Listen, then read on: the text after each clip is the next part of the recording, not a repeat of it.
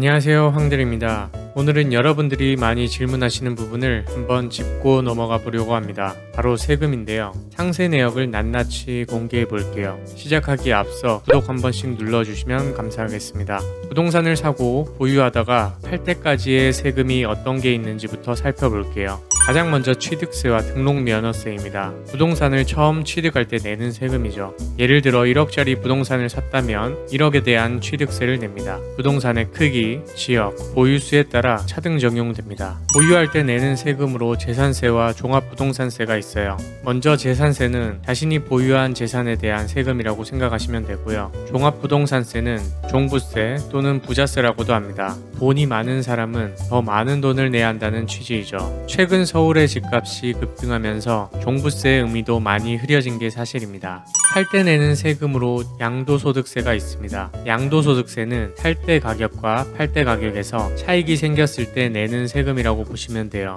예를 들어 내가 1억의 부동산을 샀는데 만약 2억이 되었다면 1억의 시세 차익에 대한 세금을 내는 겁니다. 최근 7월 1일이 되면서 1년 재산세 중 2분의 1에 해당하는 금액의 고지서가 날라왔습니다. 과연 1년 세채에 대한 재산세는 얼마나 나올까요? 또한 다른 세금을 얼마나 내는지도 한번 알아보겠습니다. 가장 먼저 내게 되는 금액은 바로 취득세입니다. 규제지역의 경우 2주택자는 8%, 3주택자는 12%이죠. 하지만 저는 서울 2채, 인천 1채 총 3채 모두 1.1%의 취득세를 냈습니다. 어떻게 된 일일까요? 아시는 분들은 아시겠지만 공시지가 1억 이하의 주택의 경우 취득세 중과를 하지 않겠다라는 개정안이 나왔었습니다. 세 채 모두 공시지가 1억 이하의 물건이었기에 취득세는 아주 저렴하게 해결했습니다. 두 번째, 종합부동산세입니다. 세 채라고 하면 왠지 종합부동산세를 낼 것 같지만 저는 해당되지 않습니다. 종합부동산세는 인별로 소유한 전국 주택의 공시가격 합계액이 6억 원을 초과하는 자를 뜻해요. 네, 그렇습니다. 공시지가 합계가 아직 6억에 반도 미치지 못하기 때문에 전혀 해당 사항이 없죠. 마지막으로 가장 중요한 재산세입니다. 부동산을 소유하고 있다면 누구나 내야 하는 세금이에요. 많은 분들이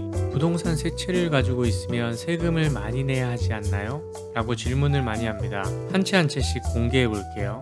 첫 번째 낙찰 물건인 서울빌라 1호점 54,830원 나왔습니다. 9월에 한 차례 더 내기 때문에 총 재산세는 109,660원이네요. 두 번째 낙찰 물건인 인천빌라 2호점은 39,220원 나왔습니다. 총 재산세는 78,440원이고요. 세 번째 낙찰 물건인 서울빌라 3호점은 66,140원 나왔습니다. 총 재산세는 132,280원이네요. 그럼 1년에 내게 되는 총 재산세의 합계는 323,380원입니다. 서울 3호점에 한 달 월세 반값도 안 되는 금액이네요. 어떤가요? 생각보다 많이 저렴한데? 라고 생각하실 겁니다.